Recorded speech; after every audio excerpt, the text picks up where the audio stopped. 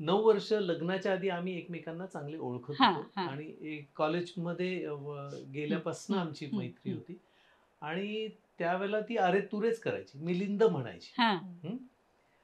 तर मला सवय होती अरे तुरे करते ती. तर लग्न झालं म्हणजे ते 7 फेरे झाल्यानंतर मला आठवतं की जेवायला जायचं म्हणून मी असं पुढे जात होतो आणि ही पहिल्यांदा आहो म्हणाली आणि मी ऐकलं. मला आधी म्हणजे कळलं नाही की काय. तर मी मागे वळून बघितलं नाही आणि तिला काहीतरी बोलवा सांगायचं होतं की अहो 3-4 वेळा अहो आहो.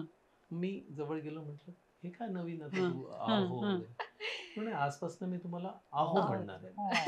म्हटलं हे आहो तू म्हंटलंस तरी मी बघणार नाही आणि रिॲक्ट करणार नाही, हे नवीन काहीतरी सुरू करू. किती गोड. मला आईने सांगितलंय आता तो तुझा नवरा आहे, आता लग्न झालेलं आहे, त्याला अरे तुरे करायचं नाही.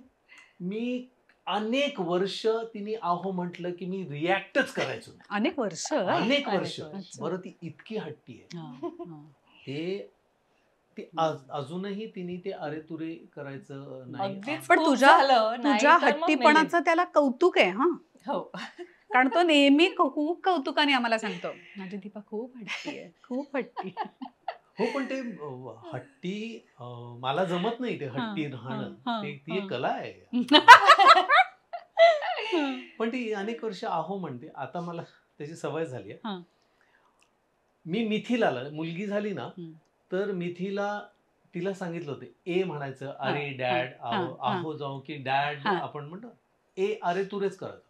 आणि ते ऐकून इतका संताप व्हायचा. शॉक झालं मला एकदम. म्हटलंय नाही असं ए डॅड आणि असं इकडे ये डॅड तू तिकडे जा, म्हणले आपल्यात कसं आहो बाबा असं वगैरे. तर मला ते खूप महिनाभर त्रास झाला. ऐकून सवय झाली. पण ती ए डॅडच म्हणते. ए डॅड, मला ते ए डॅड म्हणजे अजूनही हिने मला अरे तुरे केलं तर मला आवडेलच. कधीतरी निघतं आता तरी, पण नाहीच म्हणजे आहो मिलिंद. अगदीच खूप नाही ऐकलं तर लक्ष नसेल काहीतरी बिझी, आहो आहो आहो करून आहो मिलिंद. आणि अगदी चिडली तर ए मिल्या, ए मिल्या. नाही मला आवडेल. पण सुलेखानीच आधी नाही म्हटलं. ती तसं करणार नाही म्हणून मी म्हणाले नाही.